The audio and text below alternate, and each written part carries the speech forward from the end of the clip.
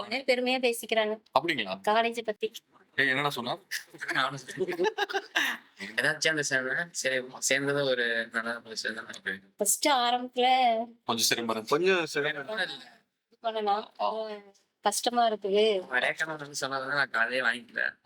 ஏன்னா ஏற்கனவே 2-3 college admission first ஒரு இன்ஜினியரிங் காலேஜ் போட்டேன். சரி அதுக்கப்புறம் அட்டானமஸ் காலேஜ் படிக்கணும் ஒரு இது இருந்துச்சு. ஒரு கேஇடி போனவங்கலாம் வந்து அவங்க வந்து பிரெயின் வாஷ் பண்ணுங்க. சரி அதனால சரி இப்பதான் சேர்ந்து 1 மாசம் 2 மாசம் கழிச்சு தான் தெரிஞ்சது. சரி பரவாயில்ல. ஓகே. உன் ஃப்ரெண்ட்ஸ் எல்லாம் போயிருப்பாங்களா? வேற காலேஜ் போயிருப்பாங்களா? அவங்க எப்படி பண்ணிட்டு இருக்காங்கறத பேசுங்க.